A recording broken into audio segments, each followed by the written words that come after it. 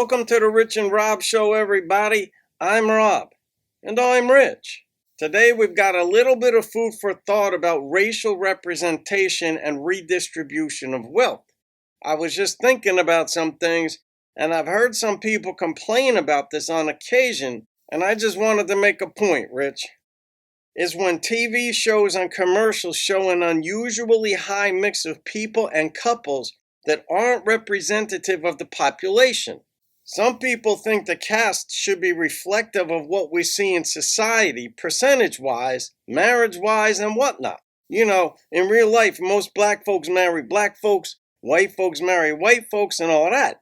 Nothing wrong with that. Some people intermarry, as we know. Nothing wrong with that either. People choose who they choose. But intermarriages, for example, are a lot less than some shows put on TV, and some people start yammering on about wokeness and all that. And I get the point, because wokeness has gone amok, but let's start with the fact that it's TV, for goodness sake. It's not real in the first place, so is it really that important? And what's more important is that this is the way redistribution of wealth should work in a market economy. Let the people decide who they want to hire and pay. Conservatives or anybody shouldn't complain about it because it is the private sector and not the government driving the bus here. That's the essence of private sector making changes they personally want to see. Now, if the Democrats made a quota system for TV shows, I would hate that.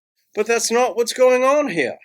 Exactly. Instead of the government developing programs that rarely work anyway, the private sector could put money in people's pockets if they want to see them boosted, if you know what I mean. Which brings us to The Blacklist on Netflix. James Spader produced it and stars in it, and he's very good. He's quite good. I first saw him on The Office, and he was very funny in that. Well, The Blacklist is a great show, too. It wouldn't be in its 10th season if it wasn't a good show. Probably half the characters are black, which isn't realistic based on real life, and I get that. But first of all, the actors are very good and the characters are well developed. Indeed, Dembe, for example, is intriguing to say the least. I'm binging season 5 and still loving the whole show. Well, I'm on season 7 and it's the same thing for me. But the point I wanted to make is that if you have a problem with a cast on a show not representing the population's demographics, keep in mind that the private sector doing what the private sector is doing in this case is not only within their right to do as private citizens, but maybe some people are doing it out of the goodness of their heart and not necessarily wokeness. Right, and that's how wealth is preferably distributed, especially for conservatives, privately. Let the private sector make the changes.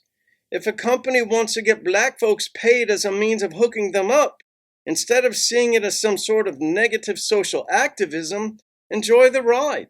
These actors are making a lot of money, which is much better than the government's policies that have kept people in perpetual cycles of poverty.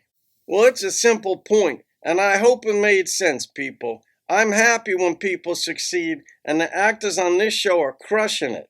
Alright, that does it for this episode. Have a great day, everybody, and we'll see you on the next episode of The Rich and Rob Show. Cheers!